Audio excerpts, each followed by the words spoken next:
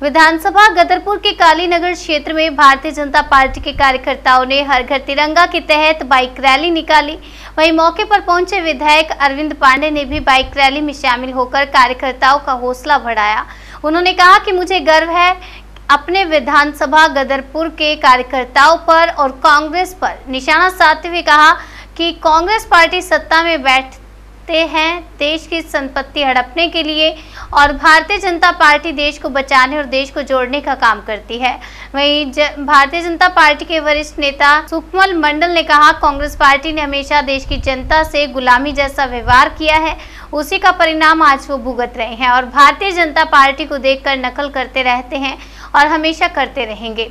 वहीं नामित सभासद नगर पंचायत हिमांशु सरकार ने कहा, देश के प्रधानमंत्री द्वारा जो हर घर तिरंगा कहा गया है वह एक अच्छी पहल है और हर घर तिरंगा होना भी चाहिए क्योंकि हमारे देश का राष्ट्रीय झंडा है और इस भारत देश के हम रहने वाले भी हैं।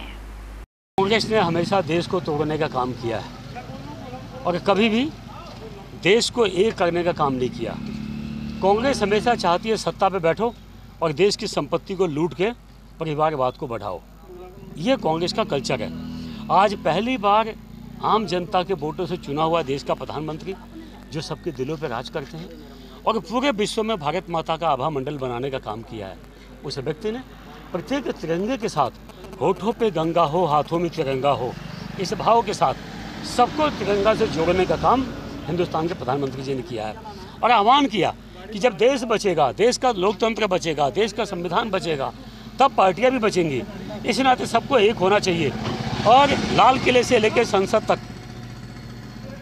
इंडिया गेट तक हमारे देश की सरकार ने आह्वान किया कि सभी सांसद तिरंगा हाथ में लेके एकजुटता का परिचय देंगे। उस कार्यक्रम का भी कांग्रेस ने विरोध किया। काले कपड़े पहनकर अपने काले कारनामों को छिपाने के लिए जिस दिन राम जन्मभूमि का शिलान्यास का दिवस था, उसे दिवस का इन लोगों ने विरोध किया। यानी तुष्टिकरण की नीति करने का काम कांग्रेस हमेशा करती है और आज ऐसे कार्यक्रमों से जिसमें पूरा देश एक हुआ है, बीजेपी, कांग्रेस, सपा, बसपा सब लोग अपने दल भूलकर आम जनता तिरंगे के नीचे आई है। ऐसे समय में भी कांग्रेस ने तिरंगा यात्रा का इसकी खिलाफत की और इसको बांटने का काम किया कि ये तो सरकार का तिरंगा है, ये तो भाजपा का तिरंगा है, ये हमारा तिरंगा है। जो लोग इस टाइप का काम करते हैं वो देशद्रोही लोग हैं। कभी भी देश के तिरंगे से, अपने राष्ट्रीय ध्वज से अलग हमको नहीं होना चाहिए। इसको बांटने का काम नहीं करना चाहिए जो कांग्रेस ने किया, हम इसकी निंदा करते हैं। सबसे पहले कहना चाहता हूं कांग्रेस के साथियों को कि भारत ये अखंड भारत था, इसको तोड़ने का काम कांग्रेस पार्टी ने किया है। भारतीय जनता पार्टी इसको जोड़ने का काम कर रही है।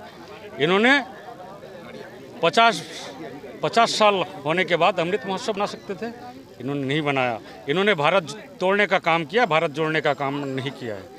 मैं कहना चाहता हूं इन कांग्रेसियों को जो ये देश में हमारे लोगों को, यहाँ के लोगों को गुलामी जैसा व्यवहार किया है, आज उसका परिणाम है कांग्रेस खत्म हो रही है। इस भारतवर्ष से कांग्रेस का नामो निशान मिटने जा रहा है और बहुत जल्द मिट जाएगा।